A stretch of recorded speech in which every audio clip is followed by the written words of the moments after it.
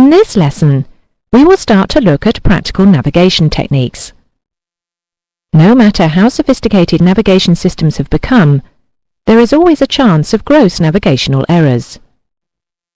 Position awareness should become a natural instinct for pilots, and you should never relax and become complacent that modern navigation aids and wizardry will stop you from getting lost. Additionally, not all aircraft benefit from modern technology.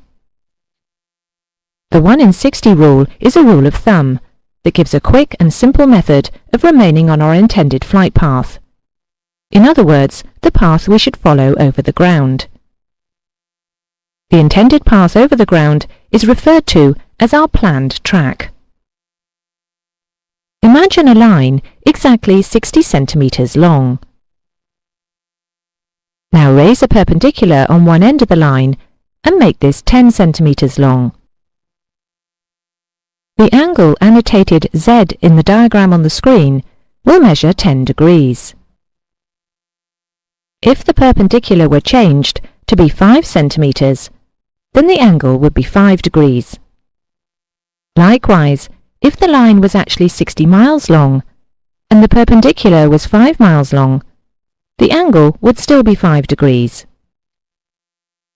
This phenomenon of 1 degree for every 1 mile over 60 miles is known as the 1 in 60 rule and can be adapted to keeping an aircraft on the planned track. The geometry of it is quite simple. The rule of tangents explains why it works. The tangent of an angle is the relationship of the opposite side divided by the adjacent side. The table on screen illustrates some examples from 1 degree to 20 degrees.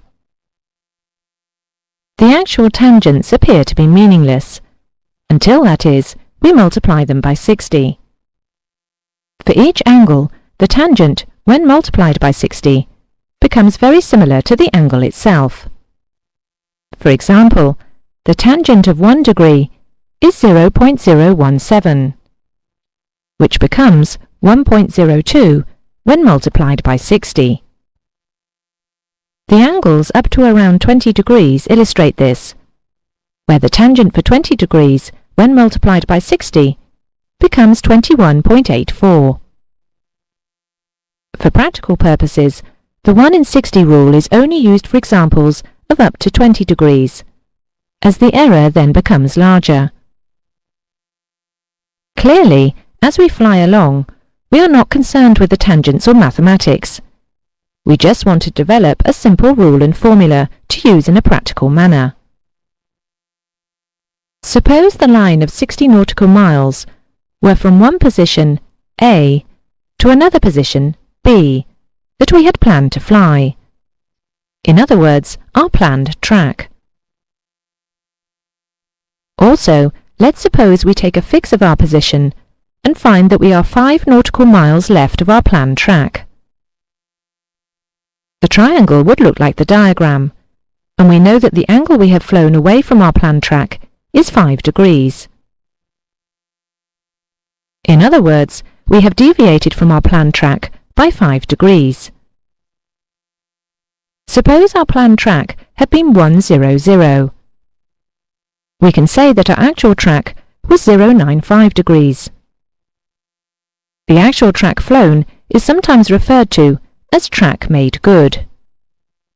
So our track made good is 095 degrees. Of course, it would be very rare that our fix will take place at exactly 60 miles. So we need to understand how to adapt this rule to distances other than 60 miles. We will call the angle that we have deviated from track the track error. To calculate the track error, it is simply the distance off track divided by the distance gone along the track, and then multiplied by 60. For example, you find yourself 6 miles right of track after 40 miles along track. What is the track error? The formula is distance off, 6, divided by the distance gone, 40, times 60. Answer, 9 degrees. try to keep the maths simple. For example, it is easy to divide 60 by 40, as this is 1.5, and then multiply the 6 by 1.5. Also, it may be that we had travelled 38 or 39 miles along track, so round it to 40 to keep the maths simple. With practice, you can do all the calculations in your head.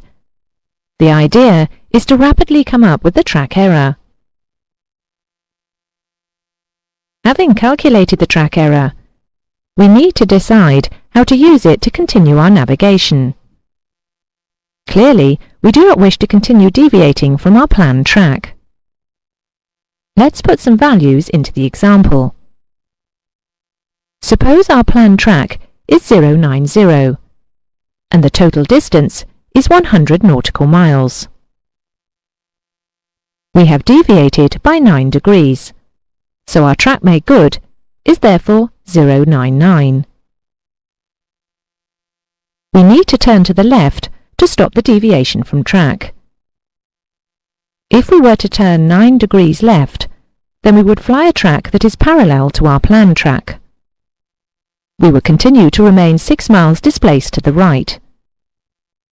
So how many degrees should we turn through? Something more than 9 degrees. Additionally, do we want to get back onto the planned track, or make a heading for the turning point at the end of the leg, some 60 miles away? Consider another triangle as shown on the screen. It is the same size and shape as the triangle depicting the track error. It can be seen that we would need to turn left by 9 degrees to parallel our planned track, plus a further 9 degrees to intercept our planned track. So we would turn left by 18 degrees and regain our planned track in the same amount of time that we have already flown up until the fix. For example, suppose we left at 1000 and took the fix at 1020. In another 20 minutes, we would be back on track at 1040. Once back on track, we would need to allow for the fact that we had deviated by 9 degrees, and this would have to be incorporated when planning a new heading. In this example, we would be back on our planned track, with 20 miles remaining to the turn point. This method of regaining track is known as the double track error angle method. The 1 in 60 rule can be adapted to give approximate solutions to many navigation problems. We have seen a quick and simple method of how to regain the planned track.